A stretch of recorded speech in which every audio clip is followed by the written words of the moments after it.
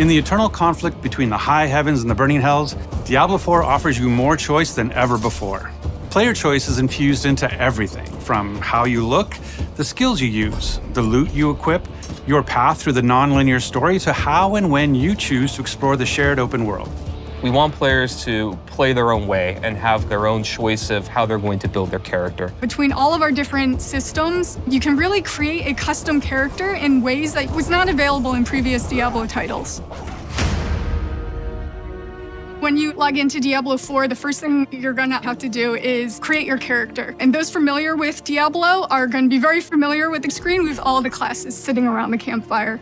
In Diablo IV, we got 5 classes. The Barbarian is your fantasy of a fierce warrior or fighter. The Barbarian is the weapon master of Diablo IV, being able to pick up any weapon, jump into the fray, and do really badass stuff with it. They're very strong, they're very physical. They can take different weapons for different situations and use them to their maximum effect. The Sorcerer is really your elemental mage. You have fire, ice, lightning. You can either focus on one, or you can kind of be a jack-of-all-trades mage and use abilities from all 3. They're a little more fragile than other classes, tend to be more ranged. The Rogue, unlike the Barbarian, they are a little bit more clever. They're very fast. They have the ability to imbue their weapons with different elemental energies, and they can modify them to do different things. The Rogue has 2 different types of play styles. You have the ranged crossbow type gameplay, or you have the in-your-face daggers, poisons. You can lead the enemies into traps that have huge effects, more stealthy type gameplay. The Druid is really this shapeshifter. When you cast certain skills, you change your form, what you look like and what you can do. They can turn into werebears or werewolves. If I cast a werewolf skill, I turn into a werewolf and I do werewolf things. If I cast like Pulverize, for example, which is a werebear skill, I turn into a werebear, I slam the ground really hard. Fits the fantasy, it's pretty cool. They can also become masters of nature magic with earth and storm magic. Last but not least, we got the Necromancer. They raise armies of the dead. They have different types of minions. You've got your skeletal warriors, your skeletal mages, and then your golem. You have blood magic or bone magic that you can also take advantage of and tackle combat that way. If you've played a previous Diablo game and you enjoyed a certain play style, you can actually bring that into Diablo IV, or just try something completely new. No matter which class you play, there's going to be multiple different avenues and fantasies that you can chase. You can customize your character in ways you've never been able to before, with near-endless character creation and transmog options. In previous Diablo games, you had to be attached to certain archetypes and look a certain way. And in Diablo IV, it's really up to you how you want your character to look.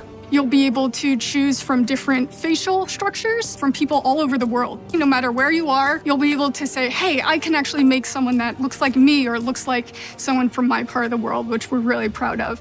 You can pick a hairstyle for your character, and every class actually has a specific hairstyle that no other class can use. You can pick your eye color. We have some really fun ones. We have eye glowing, we have a bloodshot type eye, and then you can actually pick a marking, which is a tattoo or a design that covers your entire character, and there are dozens of those. Transmog is the idea that you can take a piece of gear and change the appearance of it to look like a different piece of gear. As far as aesthetics, the sky's the limit. However you can think of making your character, you can make it that way. Everybody's going to look completely different in Diablo IV. One of our pillars for class design in Diablo IV is this idea that we want players to play the way that they want to. When you first start the game, we introduce you to the idea of the skill tree. As you level up, you get access to these different skills or passives or upgrades to make your character more powerful. Each category has a few different skills that are all similar. They're either all defensive or all offensive, all ice or all fire. You can either focus on a very specific section, or you can pick and choose. The first skill point when you unlock a new skill is going to give you access to that skill. After that, you can put additional points into any skill that you have, and it's going to make it better, whether it increases the radius or adds some new effect or reduces the cooldown through some special way. You can actually branch out in a very different direction, even if 2 characters actually started at the same place. The Paragon board is a late game system that once you've completely filled out your skill tree, you think you have a build, it will really let you delve into the theory crafting and the depth of Diablo 4's skill system. And these boards, they can move through them spending their Paragon points, and they have nodes that give them very basic stats like intellect or dexterity. We also have more powerful nodes. We have rare nodes that have different effects where they can totally modify a skill to do something additional or different, or they can even make new connections between skills so that players can have new ways to play their character. Legendary nodes are equivalent to legendary powers, where they have more powerful effects that can change the builds and ways that characters play. You can start planning this long journey of, okay, I want to hit this node, and then I want to hit this node. I'm going to apply this board, and I'm going to start from this side, and really just get into a super complex, very specific build for your character. Legendary items are really rare and powerful items that you're going to find as you adventure through the world of Sanctuary. We have quite a few different categories of legendaries and how they do that. Some of them will actually change your skill or enhance it in some way. Frozen Orb, for example, it might say, hey, every single time you use your Frozen Orb, it applies a new effect. And then I can actually take advantage of that new effect that it has. Even if the item itself is maybe not as good as the one you have, you can still extract that power from it, take advantage of it, and use it for your build. One thing that our players can look forward to is that a lot of our classic, really rare and most powerful items from previous titles are going to be returning as uniques in Diablo 4. Unique items are very similar to legendaries, but they're unique, which means if that ability is actually on a chess piece, it's always going to be on that chess piece because it's more powerful than a regular legendary effect.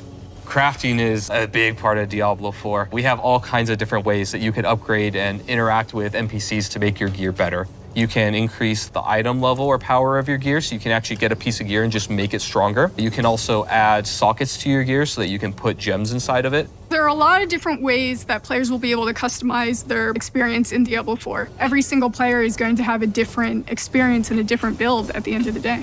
Because we have all of these different ways to make your own character, there's a lot more possibility compared to previous titles of how you want to play, how you want to build your character. We really are doubling down on this idea that you can look the way you want, you can play the way you want, you can really make your own fantasy in this game.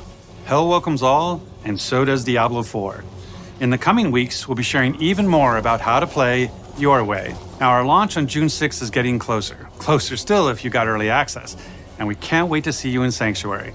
Hail Lilith, Blessed Mother.